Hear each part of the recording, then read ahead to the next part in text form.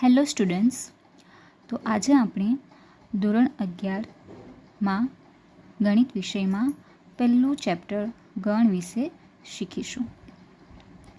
તો સૌપ્રથમ અહીંયા આગળ જાણવું એ છે કે ગણ એટલે શું. તો અહીંયા આગળ વ્યાખ્યા કે સંકલ્પના કહું આ પ્રમાણે લખી છે કે ગણ એ સુનિશ્ચિત વસ્તુઓનો સમૂહ છે. સુનિશ્ચિત એટલે કે અમુક જે નિશ્ચિત વસ્તુઓ છે એના સમૂહને આપણે ગણ કહી શકીએ. ઉદાહરણ તરીકે તમારા ઘરમાં રહેતા બધા જ સભ્યોનો સમૂહ. તમારા પરિવારમાં કોણ કોણ રહી શકતા હોઈ શકે? તમારા પિતા, માતા, ભાઈ, બહેન, દાદા, દાદી અને તમે પોતે. આટલા જ તમારા પરિવારમાં હોઈ શકે. તમારા ઘરમાં આટલા સભ્યો રહેતા હોય. તો આ જે સુનિશ્ચિત સમૂહ છે એને આપણે કહી શકીએ ગણ. એક બીજું ઉદાહરણ લઈ લઈએ. તો માની લો કે એક અઠવાડિયામાં આવતા દિવસોનો સમૂહ. હવે આપણને ખબર જ છે અઠવાડિયામાં કુલ કેટલા દિવસ આવે છે? 7. એટલે કે સોમ, મંગળ, બુધ, ગુરુ, શુક્ર, શનિ અને રવિ. તો આ સમૂહ પણ એક નિશ્ચિત સમૂહ છે. માટે આ જે સમૂહ છે દિવસોનો સમૂહ અઠવાડિયાના, એને પણ આપણે ગણ કહી શકીએ. હવે માની લો કે તમને એમ કહેવામાં આવે કે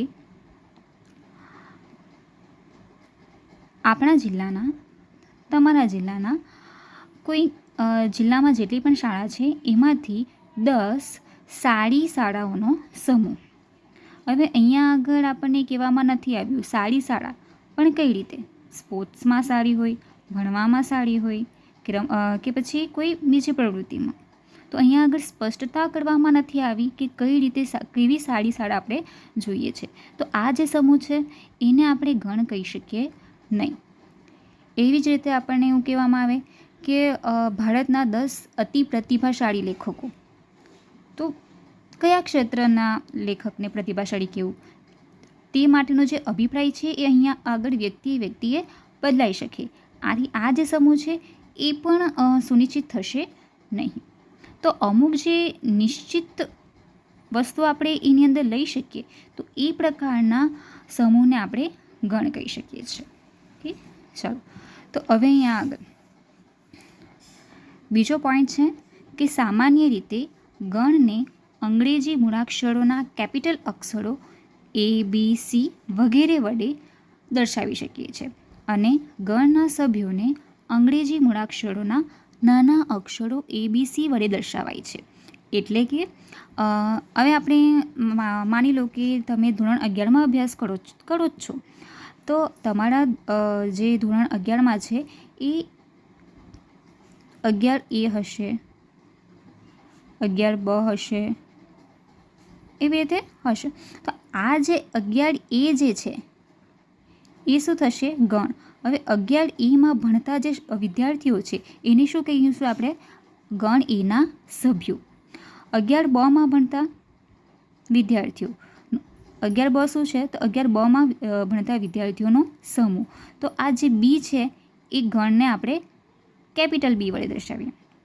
એટલે જે બી ગણ છે એને કેપિટલ અક્ષરો વડે દર્શાવીએ અને એ ગણના જેટલા પણ સભ્યો હશે એને અહીંયા આગળ લખેલું છે એ પ્રમાણે ગણના સભ્યો જે છે એને અંગ્રેજી મૂળાક્ષરોના નાના અક્ષરો ABC વગેરે વડે દર્શાવાય છે.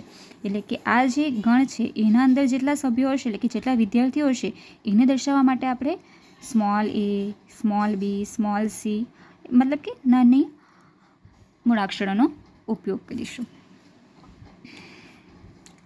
હવે જો એ ગણ એનો સભ્ય હોય તો સંકેતમાં એ અહીંયા આગળ તમને દેખાતું હશે કે ઊંધો 9 જેવો દેખાય છે. આને શું વંચાય છે? Belongs to. આને વંચવામાં આવશે બિલોંગ્સ ટુ.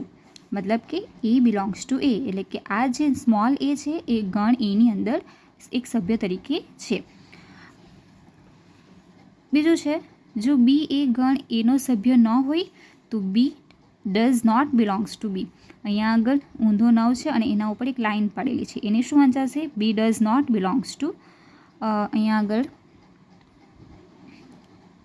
આવશે બી. અહીંયા હું કરી દઉં બી. વંચાઈ બી ડઝ નોટ બિલોંગ્સ ટુ બી. એટલે કે આ જે સ્મોલ બી છે એ આ કેપિટલ બી, આપણને ખબર જ છે કે કેપિટલ કોના માટે વપરાય છે? ગણ વડે. અને આ જે નાના મૂળાક્ષરો છે એ ગણના સભ્યો માટે વપરાય છે. મતલબ B does not belongs to capital B, એનો મિનિંગ શું થશે કે આ જે બી છે એ આ બીની અંદર નથી. હવે માની લો કે હવે તમને સાદી ભાષામાં સમજાવું તો માની લો કે પરેશ નામનો એક છોકરો છે. પરેશ નામનો એક છોકરો છે, એ તમારા ઘરમાં રહે છે. તમારા ઘરમાં રહે છે તો એને આપણે આને સંકેતમાં શું દર્શાવી શકીએ? Paresh belongs to. તમારા ઘરને કોઈ પણ નામ આપી દઈએ, ગણ એ નામ આપી દઈએ તો પરેશ એ ઘરમાં રહે છે. હવે માની લો કે પરેશ બી ઘરમાં રહેતો નથી, એટલે કે પરેશ એ ગણ બીનો સભ્ય નથી, તો એને આપણે કઈ રીતે દર્શાવી શકીએ? તો Paresh does not belongs to capital B. સમજી રહ્યા છો વિદ્યાર્થીઓ? ચાલો, તો આ વાત યાદ રાખજો કે જો એ ગણ એનો સભ્ય હોય તો સંકેતમાં એ બિલોંગ્સ ટુ એ, અને જો બી એ ગણ, અહીંયા આગળ આવશે બી. કેપિટલ બીનો સભ્ય ન હોય તો બી ડઝ નોટ બિલોંગ્સ ટુ બી. ચાલો, આને દર્શાવવાની જે રીતો છે એ હવે આપણે આગળના વિડીયોમાં શીખીશું. તમને મારો વિડીયો ગમ્યો હોય તો લાઈક કરજો અને ચેનલને સબસ્ક્રાઈબ કરજો અને વિડીયોને શેર કરજો. Thank you.